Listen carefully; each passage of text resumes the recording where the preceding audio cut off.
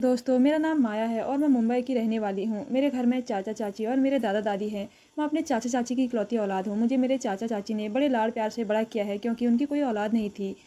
तो इसलिए उन्होंने मुझे गोद लिया था मम्मी-पापा से। आज मेरी उम्र 18 साल है, लेकिन मुझे देखकर कोई न कह नहीं सकता कि मेरी उम्र इतनी कम होगी क्योंकि मेरा बदन बिल्कुल एक 28 साल की लड़की की तरह हो चुका है और इसकी वजह मैं खुद ही हूँ, जो 18 साल की उम्र से ही मैं वह सब करने लगी। मेरे घर में 6 रूम है, एक में मेरे चाचा-चाची और दूसरे में मेरे दादा-दादी, जो अब 65 साल से ज़्यादा उम्र के हैं और ज़्यादातर अपने रूम में ही रह लेते हैं।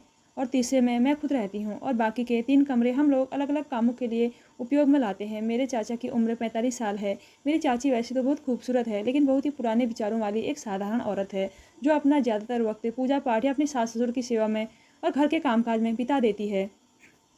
मेरे चाचा जो एक बिजनेसमैन है और अपना खुद का बिजनेस चलाते हैं। हम बहुत अमीर तो नहीं हैं, लेकिन हमारे घर में किसी चीज़ की कोई कमी नहीं है। मेरे चाचा भी बहुत खूबसूरत हैं, लेकिन मेरी चाची तो उन्हें टाइम ही नहीं दे पाती। सिर्फ रात में जब उनके सोने का वक्त होता है तभी उनके पास जाती है। यह बात तब की है जब मेरी उम्र 20 साल की थी। एक रात हम सब खाना खाकर सोने के लिए अपने अपने रूम में चले गए थे कि अचानक से मुझे लगा कि मेरे चाचा चाची के रूम से लड़ने की आवाज़ आ रही है। चाची का रूम मेरे रूम से ही लगा हुआ था। मुझे ज़िंदगी में पहली बार लगा था कि चाचा चाची की लड़ाई हो रही है, इसलिए मैं यह जानना चाहती थी कि वह लड़ क्यों रहे हैं। पहले तो मैंने सोचा कि मैं चाची से जाकर पूछूं, लेकिन फिर बाद में सोचा कि वह लोग मेरे सामने शर्मिंदा हो जाएंगे, इसलिए मैंने पूछना उचित नहीं समझा। लेकिन फिर भी मैंने मन में यह वजह जानने की तेज़ इच्छा हो गई और जब मुझे रहा नहीं गया तो मैंने उठकर देखने की कोशिश की। मेरे रूम में एक खिड़की थी जो उनके कमरे में खुलती थी। वह खिड़की बहुत पुरानी तो नहीं थी, लेकिन उसमें 2-3 जगह होल थे। फिर मैंने अपने रूम की लाइट ऑफ कर दी और उस छेद में आंख लगा दी। अब अंदर का नज़ारा देखने के बाद बदन में करंट सा दौड़ गया था, क्योंकि चाचा और चाची को इस तरह मैंने कभी नहीं देखा था और मेरी चाची उन्हें बार बार मना कर रही थी और अब मेरी नज़र तो बस वहीं टिक गई थी तथा मैं चाह कर भी अपनी नज़र हटा नहीं पा रही थी। जब अब वह लोग कुछ बातें कर रहे थे, लेकिन मेरा ध्यान तो कहीं और ही था तथा उनकी बातें सुनने का ध्यान भी नहीं था। अब मेरा दिल ज़ोर ज़ोर से धड़क रहा था तथा इसके साथ ही मुझ पर एक और बिजली गिरी तथा यह सब देखते ही मेरी तो जैसे सांस ही रुक गई थी। फिर मेरी चाची उस चीज़ को देखकर पहले तो गुस्सा हुई और फिर शर्म से अपनी नज़रें झुका ली। अब उन्हें भी कुछ महसूस होने लगा था और फिर उन्होंने चाचा को अपने पास बुलाया। फिर मेरे चाचा और चाची कुछ समय वैसे ही रहे जैसे एक पति पत्नी रहते हैं। फिर थोड़ी देर के बाद चाची अपने आप को ठीक करके और लाइट बंद करके सोने के लिए लेट गई। अब कमरे में बिल्कुल अंधेरा होने की वजह से मुझे कुछ दिखाई नहीं दे रहा था, तो तब मैंने भी जाकर लेटने की सोची और फिर मैं भी अपने बिस्तर पर आकर लेट गई। लेकिन अब मेरी आंखों के सामने तो चाचा चाची की पिक्चर मानो चल ही रही थी और चाचा का वह भयानक अवतार पता नहीं क्यों मुझे अब बहुत अच्छा लग रहा था। अब मेरा दिल कर रहा था कि मैं भी उनके साथ वैसे ही रहूं जैसे चाची रहती है। उस रात मुझे बहुत खुजली हो रही थी। फिर मैंने उस रात पहली बार अपनी खुजली शांति की। अब मेरे ख्यालों में और कोई नहीं बल्कि मेरे चाचा ही थे। फिर जब मेरी खुजली बंद हुई तब मैं इतनी थक चुकी थी कि अब मेरी आँख लग गई, मुझे पता ही नहीं चला। फिर सुबह चाची ने जब आवाज़ लगाई तो मेरी आँख खुली। फिर चाची बोली कि बेटी, सुबह के 8 बज रहे हैं, स्कूल नहीं जाना क्या? तो तब मैं उठकर सीधी बाथरूम में गई तो फिर अब मेरी आंखों के सामने फिर से वही आ गया था। अब मुझे फिर से खुजली होने लगी तो मैंने फिर से अपने हाथों की मदद से ली। मुझे बहुत अच्छा महसूस हो रहा था। खैर, जैसे तैसे करके मैं स्कूल जाने के लिए तैयार हुई और ड्रेस पहनकर बाहर आई तो नाश्ता करने टेबल पर बैठी। मेरी पहली नज़र चाचा पर पड़ी। मैं पहले रोज़ सुबह उठ के चाचा को गुड मॉर्निंग बोलती हूँ। मैंने आज भी वैसे ही गुड मॉर्निंग कहा। मैं चाचा के ठीक सामने ही बैठ गई और फिर नाश्ता करने के बाद मैं स्कूल बस पकड़ने के लिए बाहर जाने लगी, लेकिन मेरा मन चाचा को छोड़कर जाने का नहीं हो रहा था। तो तब मैं बाहर तो गई, लेकिन कुछ ही देर बाद वापस आकर मैंने बहाना बनाया कि मेरी बस निकल चुकी है। अब ऐसी स्थिति में चाचा मुझे स्कूल छोड़कर आया करते थे, तो तब चाची बोली कि जा चाचा से कह दे, वो तुझे स्कूल छोड़ आएंगे। फिर मैं खुशी खुशी चाचा के कमरे में गई। फिर मैंने चाचा से कहा तो वह मुझे स्कूल छोड़ने के लिए राजी हो गए। मैंने कहा मैं लेट हो रही हूँ, तो तब चाचा बोले ठीक है, मैं शर्ट तो पहन लूँ, तुम बाहर मेरा इंतज़ार करो। मैं बाहर आकर इंतज़ार करने लगी। चाचा मुझे ज़्यादातर स्कूल कार से छोड़ते थे, लेकिन उस दिन मेरे कहने पर उन्होंने मुझे हमारी एक्टिवा स्कूटी पर स्कूल छोड़ने के लिए गए। यहाँ तक तो मेरा प्लान सफल रहा, लेकिन आगे के प्लान में थोड़ा खतरा था और मुझे यकीन नहीं था कि वह सफल हो जाएगा। फिर मैं उनके पीछे बैठ गई और फिर हम स्कूल की तरफ चल दिए। मेरा स्कूल घर से 8 किलोमीटर दूर था। रास्ता लंबा था और सुबह का वक्त था तो रोड सुनसान थी। फिर जब हम घर से 4 किलोमीटर दूर आ गए तो तब मैंने चाचा से कहा कि गाड़ी मैं चलाऊंगी। तब चाचा परेशान होकर बोले ठीक है, लेकिन हैंडल मैं ही पकड़ूंगा। अब मुझे मेरा प्लान कामयाब होता दिख रहा था। तब मैंने कहा कि ठीक है, और चाचा ने गाड़ी साइड में रोककर मुझे अपने आगे बिठाया और मेरी बगल में से अपने दोनों हाथ डालकर हैंडल पकड़ा और धीरे धीरे चलाने लगे। लेकिन अब गाड़ी चलाने पर किसका ध्यान था, मेरा इरादा तो कुछ और ही था। फिर इस तरह मस्ती करते हुए मैं स्कूल पहुंच गई। फिर चाचा को जाते वक्त मैंने एक बार फिर से बाय बाय किया। अब चाचा शायद मुझे लेकर कुछ परेशान हो गए थे, क्योंकि मैंने हरकत ही कुछ ऐसी कर दी थी।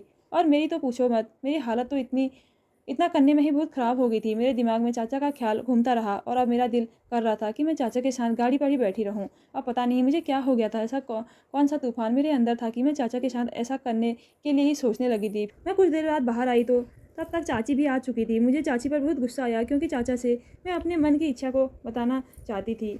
चाची के सामने मैं कुछ नहीं कर सकती थी।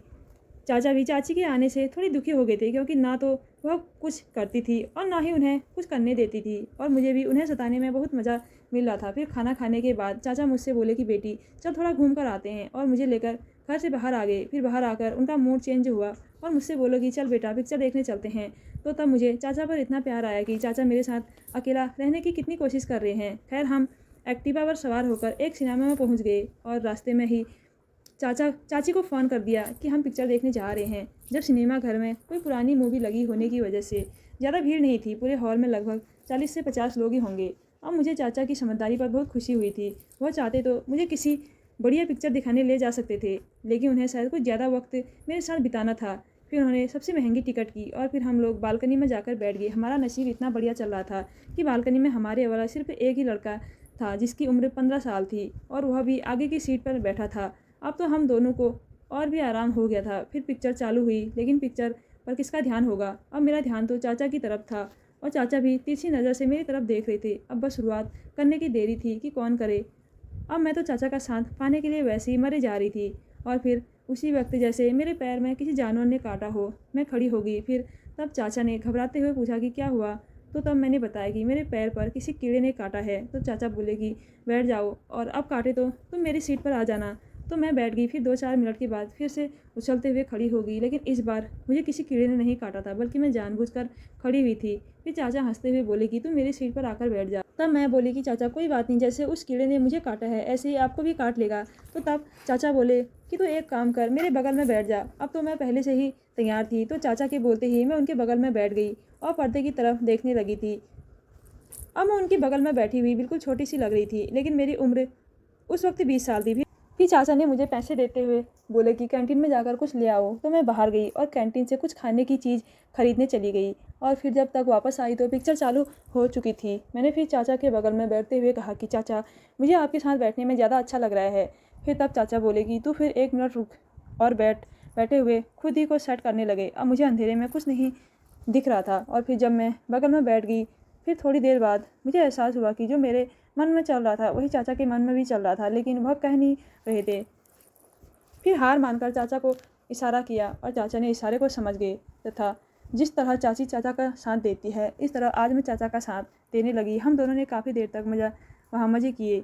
अब हम दोनों बिल्कुल शांत थे और बहुत थक गए थे। फिर 30 मिनट के बाद ही पिक्चर ख़त्म हो गई, और इससे पहले कि लाइट आई मैंने खुद को ठीक किया। फिर थोड़ी देर के बाद लाइट आई और फिर हम दोनों हॉल से बाहर निकले। फिर बाहर आकर चाचा मुस्कुराते हुए बोले कि पिक्चर कैसी लगी। तो मैंने जवाब दिया कि इससे बढ़िया पिक्चर मैंने आज तक नहीं देखी, लेकिन चाचा मुझे चलने में बहुत तकलीफ़ हो रही है। उसके बाद मुस्कुराते हुए चाचा ने मुझे अपनी गोद में उठाया और पार्किंग तक ले गए, क्योंकि हमारी गाड़ी वहीं थी।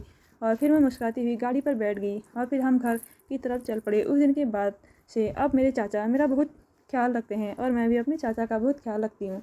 तो दोस्तों कैसी लगी आज की स्टोरी? अगर अच्छी लगी तो हमारे चैनल को जरूर सब्सक्राइब कीजिएगा। धन्यवाद।